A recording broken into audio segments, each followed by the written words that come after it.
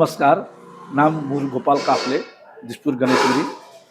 বিষয় হ'ল আজি প্ৰাতঃকালীন মই ভগৱান মা শ্ৰী সৰস্বতী মাতাৰ যি আগন্তুক দিন বাসন্তী ফাগুন মাহৰ শুক্ল পক্ষৰ বসন্ত পঞ্চমীৰ দিনা যি সৰস্বতী পূজা বাগদেৱী মাতা সৰস্বতীৰ পূজা কৰা যায়, এই বিষয়ে মই অলপমান হ'লেও এখেতসকলৰ মাধ্যমেদি মই ক'ব বিচাৰিছোঁ।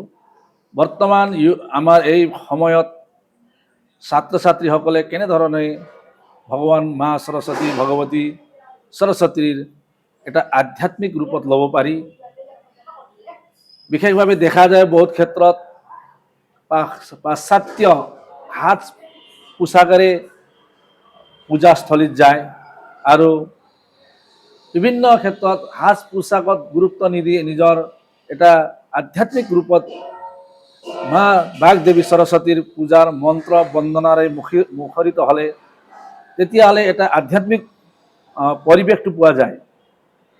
কিছুমান বিদ্যালয়সমূহত সৰস্বতী পূজাও কৰা নাযায়। বিশেষভাৱে এইবিলাকো আমি পাৰিলে ছাত্ৰ ছাত্ৰীসকলে সৰস্বতী পূজা কৰাটো অনিবাৰ্য কৰিব লাগিব বুলি মই ভাবোঁ।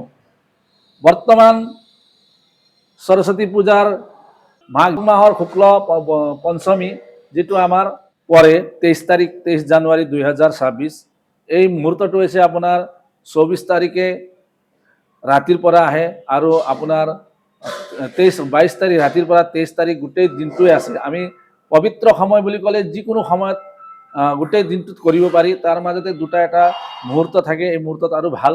কিন্তু আমি এইটো নহয় নেকি আমাৰ সৰস্বতী পূজা কৰিবৰ কাৰণে দেৰি হৈছে বা ৰাতিপুৱাই কৰিব লাগিছিলে, এইটো নহয়। আমি গোটেই 4টা বজাৰ আগত আমি যিমান পাৰোঁ সৰস্বতী পূজা কৰি শেষ কৰিব লাগে।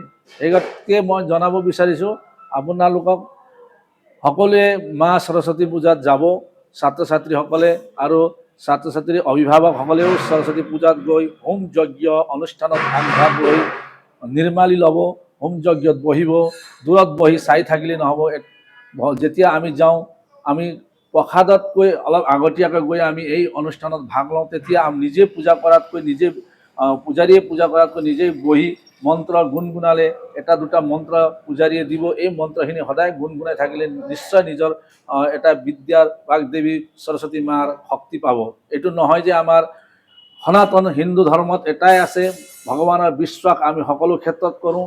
যেতিয়া আমি যিকোনো কামত আমি ভগৱানক আৰাধনা কৰিয়ে আৰম্ভ কৰোঁ, মুহূৰ্ত চাওঁ।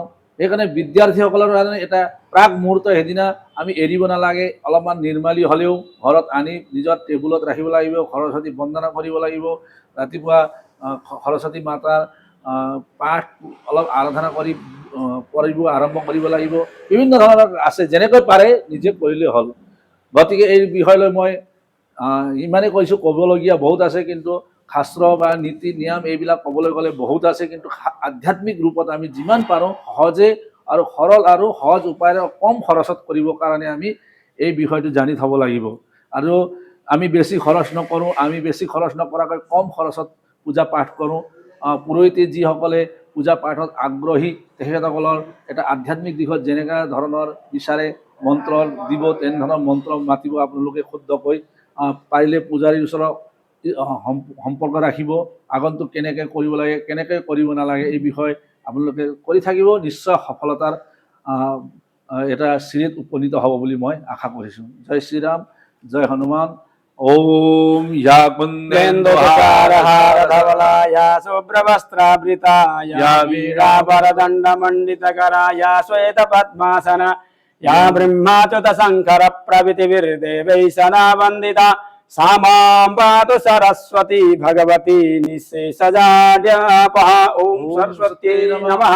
सरस्वती भागे विद्ये कमललोचने विद्यारूपे विशालाक्षी विद्यां देहि नमोऽस्तुते। नमो देव्यै महादेव्यै शिवायै सततं नमः। नमः प्रकृतिवतायै नियता प्रणदास्मताम्। सर्वे भवन्तु सुखिनः, सर्वे सन्तु निरामया, सर्वे भद्राणि पश्यन्तु मा कश्चित् दुःखभाग् भवेत्। আগন্তুক সৰস্বতী পূজাৰ শুভেচ্ছাত আপোনালোকক সকলোকে মই ধন্যবাদ জ্ঞাপন কৰি আপোনালোকে ভালদৰে সৰস্বতী পূজা উদযাপন কৰক আৰু নিজৰ জীৱনৰ এটা নিৰ্দিষ্ট ৰূপত উপনীত হ'ব বুলি মই মোৰ মনেৰে প্ৰাৰ্থনা জনাইছোঁ। ওম নমঃ শিৱায়।